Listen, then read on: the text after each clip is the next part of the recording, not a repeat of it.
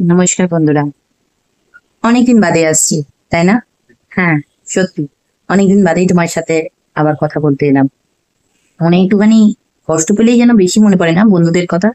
হ্যাঁ, তাই যেন বেশ কিছুদিন ধরে আমার আগে থাকতেই এমনিতে খুব ইচ্ছে থাকতো, মানে একটা ভীষণ ভাবে আকৃষ্ট থাকতাম আমি আমাদের মহাভারত পুরাণ এইসব ব্যাপারে নিয়ে। সেই জন্য আমি ভেবেছিলাম নতুন একটা ভিডিওস আমি দেখেছিলাম, যেটা আমার খুব ভালো লেগেছিল। ডিএস ন্যারেটিভস এর মহাভারত। যদিও ওটা পুরো ইংলিশেই ওরা করেছে আর তামিলে আছে। যথেষ্ট টাফ আছে, যে কারণে সাধারণ মানুষের পক্ষে বুঝে ওঠা যায়। কিন্তু হ্যাঁ, ওটার মধ্যে একটা ভালো জিনিস ছিল। বলিউড স্টার্সদের নিয়ে ওটা একটা স্ক্রিন কাস্টের মতো ভাবে টাইপ অফ কার্টুন, জানি না আজকালকার দিনে সেটাকে কিভাবে বলে। তো সেইভাবে জিনিসটা ছিল ভিডিওটা। আমার ইচ্ছে হলো তোমাদের কাছে সেইটার গল্পটা তুলে ধরি আর সুন্দর করে তোমাদেরকে বলি। কিন্তু দুটো ভিডিওস ট্রান্সলেট করলাম তোমাদের জন্য, তোমাদেরকে বোঝানোর জন্য। তোমরা ভালোবাসলে অনেক, আমাকে লাইকস দিলে, যদিও কমেন্টস দাওনি না সাবস্ক্রাইব করেছো, সেটার একটু দুঃখটা অল্প আছে। কিন্তু সবচেয়ে বড় দুঃখ কি জানো? যাদেরকে দিলাম, একটু বোঝানোর জন্য করলাম, তারা কি করলো? তাদের সেই সাউথ ইন্ডিয়ানসদের যেমনটা, মানে ওদের যেরকম মেন্টালিটি, ওরা আমাদের দেশবাসী আমাদের একে অপরের প্রতি নির্দেশ যেটা রাখে, আমরা সাউথ ইন্ডিয়ান, আমরা আমাদের তামিল, আমাদের কন্নড়, আমাদের সেই ভাষাতেই থাকবো, বা ফরেন ল্যাঙ্গুয়েজ হিন্দিতে থাকবো। কিন্তু বাংলাকে তারা মানলই না, তারা তো হিন্দিতে রাখেই নি। আমি বাংলায় ট্রান্সলেট করে দিয়েছি, তাদের সেটাতেও অসুবিধা হলো। দিল আমাকে কাউন্টার স্ট্রাইক করে, একদম স্ট্রাইক করে দিল। দুটো ভালো ভালো সেরকম ভিডিওসকে স্ট্রাইক করে দেবে। আমিও দমবাটা তোমাদেরকে গল্প শোনাবো, ভালো জিনিস শেখাবো। তার মধ্যে খারাপের কি আছে? ওরা সেটা করেছে তো কি হয়েছে? আমাদের নিজেদের তো আছে। হ্যাঁ, আমি রিসেন্টলি দীক্ষা নিতে চলেছি শ্রীরামকৃষ্ণ মিশনে। তো সবাই জানো যে যদি কেউ কখনো দীক্ষা নেয় শ্রীরামকৃষ্ণ মিশনে, তাকে অতি অবশ্যই করতে হয় শ্রী শ্রী রামকৃষ্ণের কথা মৃত। আমি ভাবলাম আমি নিজেই কেন সেটা শুধু লাভ ওঠাবো, কেন তোমরাই বা শুনবে না? শোনোই না আমার কথায়। আমি বইটা শুরু করছি, আশা করি তোমরা আমার সাথে থাকবে, শুনবে। তোমাদের বেশি কষ্ট দেব না, বোঝানোর ভাবেই বোঝাবো। আর আমি যেমন ভালো করে বুঝতে পারবো, সেটা বুঝিয়ে তোমাদেরও ভালো করার চেষ্টা করব। কেন রামকৃষ্ণ দেবের প্রতি আমার আকৃষ্ট ছিল না সেটা বলবো না, সাধারণ বাঙালি আমি। স্বাভাবিকভাবে রামকৃষ্ণ, মহাভারত, আমাদের গীতা, এই সবের প্রতি আমার একটা আকৃষ্ট ব্যাপারটা আছে, আকর্ষণটা থেকেই গেছে। তো তাতে রামকৃষ্ণদেব বলেছিলেন যত মত তত পথ। আমি সব মতকেই মানি, এটা বলবো না। সব মতেতেই আমি দেখেছি উনি, ওনাকে মানে আমরা যাকে ঈশ্বর বলে মানি, তাকেই আমরা খুঁজে বেড়াই। তো সেটাকে যাতে আরো ভালো করে পাই, সেই জন্যই দীক্ষা নিতে যাওয়া। দীক্ষা নিতে যাওয়ার আর বেশি দিন বাকি। অন্য বই পড়েছি, কিন্তু শ্রী শ্রী রামকৃষ্ণের কথামৃত না পড়লে পুরোপুরি কোনো কিছু সার্থক হবে না। তাহলে পড়াটা শুরু করি। একদম শুরুতেই যেটা আছে আমি তোমাদের জন্য পড়ছি। তব কথামৃত তপ্ত জীবনং গভী ভীরি ঋতং কল্মষাপহম শ্রবণ মঙ্গলম শ্রীমদা দতং ভুবি গৃণতি যে ভুরিদা জনম শ্রী শ্রীমম ভগবত গোপী গীতা। লেখাটা এটাই আছে, মানছি একটু বেশ টাফ লাগলো বুঝতে। আমিও বলবো না যে আমার খুব বুঝে গেলাম এখানটা। যে কোনো বই শুরু করতে গেলে বলা হয় ভূমিকা একটু পড়ে নেওয়া উচিত, বই সম্বন্ধে অন্তত আমাদের সংক্ষিপ্ত কোনো ধারণা হতে পারবে। তো আমিও আজকে ধারণাটুকু পড়ছি, তোমাদেরকে শোনাচ্ছি। ভূমিকায় আছে শ্রী রামকৃষ্ণের কথামৃত এই যুগের ভাগবত। এই ভাগবতের অমৃত কথা যে যত আস্বাদন করতে পারবে, সে ততই উপকৃত হবে। কথামৃতরূপী ভাগবতের প্রতিটি অধ্যায়ে ছড়িয়াছে ভক্ত বৎসল শ্রী ভগবান শ্রী রামকৃষ্ণ দেবের ভক্ত কল্যাণের জন্য ঐকান্তিক প্রার্থনা। এই কথামৃতের অমৃতবাণী সর্বসাধারণ, বিশেষ করে বর্তমানকালে কর্মব্যস্ত মানুষের মধ্যে ছড়িয়ে দেওয়ার এই মহৎ উদ্যোগ নিয়েছে উদ্বোধন কার্যালয় সংক্ষিপ্ত আকারে কথামৃত প্রকাশের মধ্য দিয়ে। কথামৃতের ভগবত মহিমা তথা উৎকর্ষের জন্য স্বামী বিবেচিতানন্দ, জানো তো বিবেকানন্দের আরেক নাম, বিবেকানন্দ একটি পত্রে শ্রীমকে লিখেছেন, আপনার এই প্রকাশনার জন্য অনেক অনেক ধন্যবাদ। পুস্তিকাকারে প্রকাশে খরচ পোষাবে না, সেই অসুবিধা, এই বিষয়ে চিন্তা করার প্রয়োজন নেই। অর্থ আসুক বা না আসুক, ইহা দিবালোকে প্রকাশিত হোক। বর্তমান ব্যবস্থা ও যান্ত্রিকতার যুগে অনেকের পক্ষেই পুরো কথামৃত পাঠ করার মতো ধৈর্য থাকে না।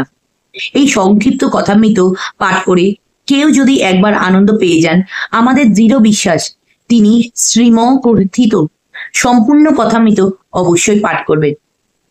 দেখেছো বন্ধুরা, আর কিছু না হোক, এই যে সন্ন্যাসীরা যারা আমাদের নিজেদের ধর্মকে এত যে প্রচার করছে, তারাও কত কষ্ট করে চলেছে। আমি মা সারদামণির বইটা পড়েছি, সেখান থেকেই তোমাদের একটুখানি বলছি।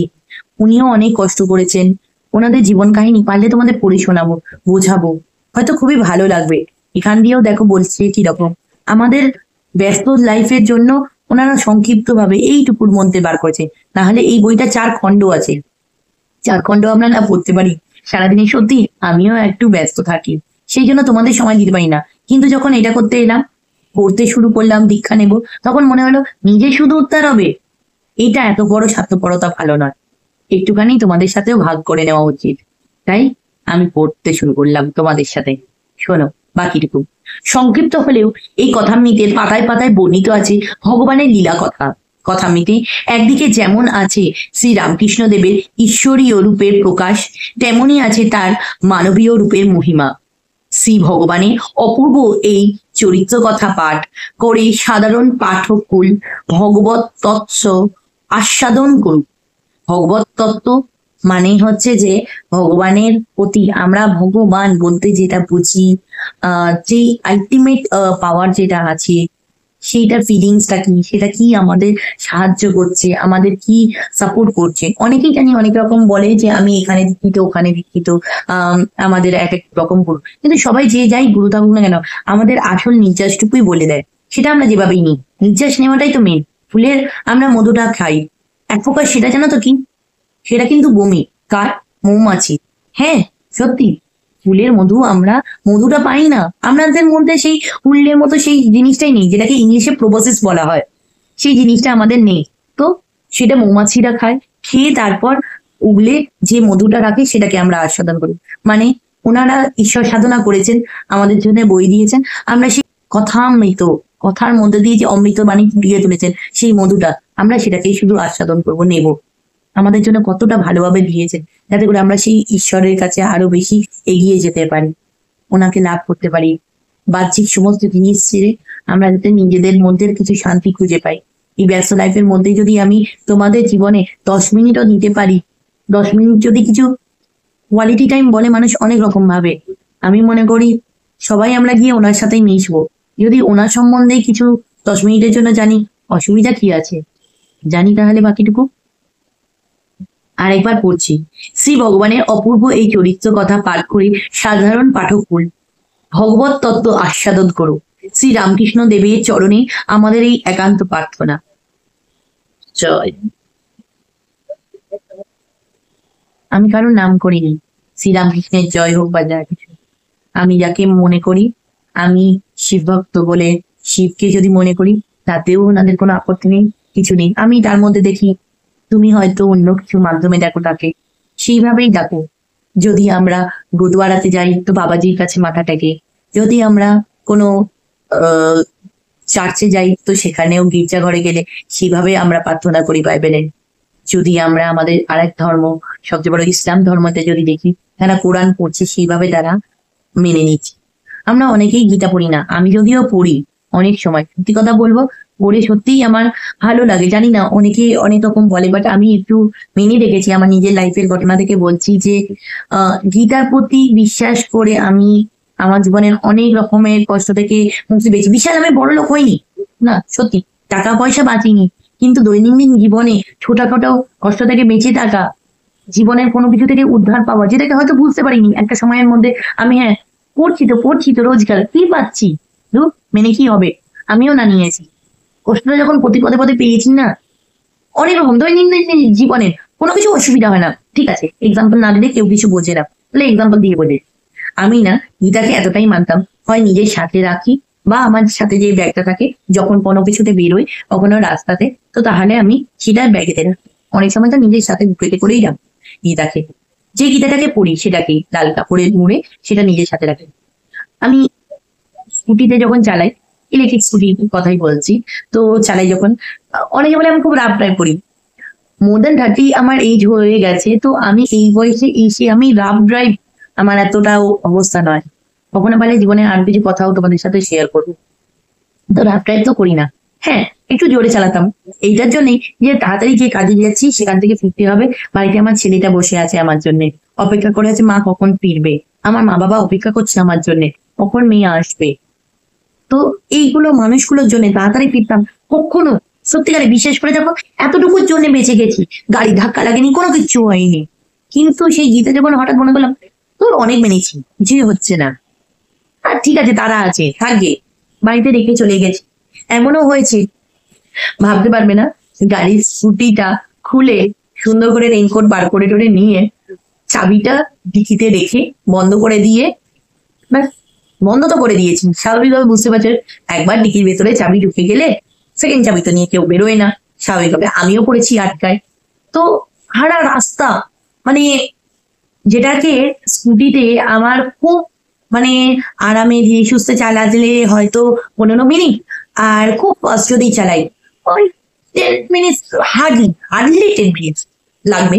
সেই রাস্তা, পুরো রাস্তা আমি সেই স্কুটিকে ঠেলতে ঠেলতে নিয়ে এসেছি 1.5 ঘন্টা ধরে হেঁটে। একটা সময় সত্যি আর জোর ছিল না শরীরে, কিন্তু পরে বুঝতে পারলাম কিছুর মহিমা আছেন, উনি আছেন, উনি দেখেন, উনি রক্ষা করেন।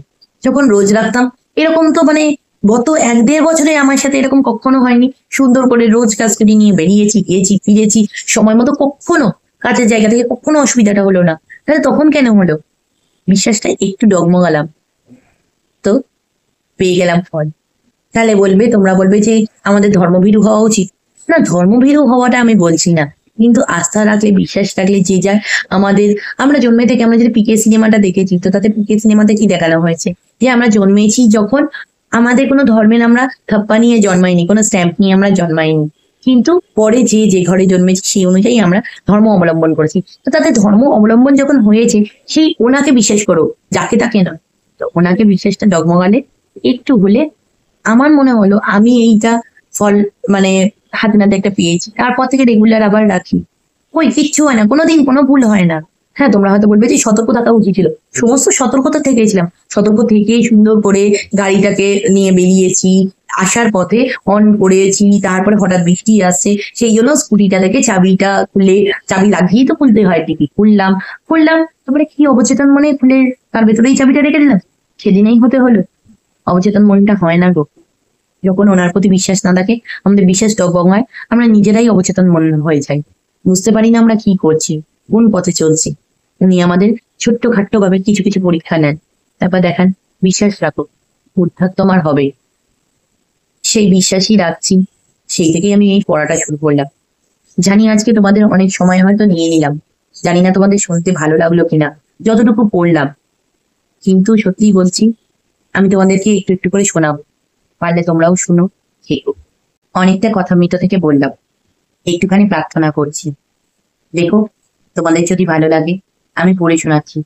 বইটাতে লেখাই থাকে শ্রী রামকৃষ্ণ মঠের যে কোনো জায়গায় তোমরা, আমি যেখানে থাকি, আমার থেকে এখানে বিহালা চৌরাস্তার এই জায়গাটাকে বলা হয় ষষ্ঠীনাথ। তো এখান থেকে আমাদের কাছে বরিশা রামকৃষ্ণ মিশন অনেক কাছে হয়, সেখান থেকে আমরা দীক্ষা নিতে চলেছি। আমরা মানে আমি আর আমার মা, আমরা একসাথে দীক্ষা নেব। আমার বাবা আগেই দীক্ষাপ্রাপ্ত আছেন, তো সেখানের জন্য আমরা এই প্রার্থনা বইটাও নিয়েছি, কয়েকটা বই নিয়েছি আমরা, পরে পরে দেখাবো তোমাদেরকে। তো কিছুটা আজকে কথা আমি তো যেমন শুরু করেছি, তার সাথে সাথে একটুখানি প্রার্থনা বই পড়ছি, আমি শোনাচ্ছি তোমাদের, তোমরাও একটু শোনো। প্রথম শুরুটাতে আছে দিব্যবাণী শ্রী রামকৃষ্ণ দেবের। ঈশ্বরই বস্তু আর সব অবস্তু, শরীরটা দুদিনের জন্য, তিনিই সত্য। ঠিকই তো, শরীর এই আছে এই নাই, আজ আমি বেঁচে আছি, কিছু বছর বাদে আমি তো সত্যিই থাকবো না, আমার আত্মাটা হয়তো আবার কোনো অন্য শরীর পেয়ে নেবে। দেখো কিরকম অদ্ভুত ভাবে সত্যি কথাগুলো বলে যাচ্ছে। ঈশ্বর এক, তার অনন্ত নাম ও অনন্ত ভাব, যার যে নামে ও যে ভাবে ডাকতে ভালো লাগে সে সেইভাবে ডাকো, সেই নামে ডাকো, দেখতে পাবে। সাধু সঙ্গ সর্বদা দরকার, সাধু ঈশ্বরের সঙ্গে আলাপ করিয়ে দেন, তার নাম করলে সব পাপ কেটে যায়। নামেতেই চিত্ত শুদ্ধ এবং নামেতেই সচ্চিদানন্দ লাভ হয়ে থাকে। জানো সচ্চিদানন্দ মানে কি? সচ্চিদানন্দ মানে সঠিক আনন্দ, সূচিময় আনন্দ, যার মধ্যে কোনো ভেজাল নেই। আমরা তো ভেজালে দুনিয়ার বাসিন্দা, কলিযুগের। তো আসল নকল আমরা অনেক সময় কিছু বুঝি না। তো একদম বিশুদ্ধ যেটা আসল, যেটা আমাদের পিওরেস্ট, যেটাকে বলে divine love or divine eternity, সেই pure love, bliss or the blessing, সেটাই আমরা পাবো। ঈশ্বরের শরণাগত হয়ে তাকে ব্যাকুল হয়ে ডাকলে তিনি শুনবেনই শুনবেন। সংসার করবে পাকাল মাছের মতো। পাকাল মাছ পাঁকে থাকে কিন্তু গায়ে পাঁক লাগে না। মানে আমরা সংসারে থাকবো, আমরা যেরকম, আমরা কি গেরুয়া বস্ত্র পরে নিতে পারি? এক্ষুনি পারবো না।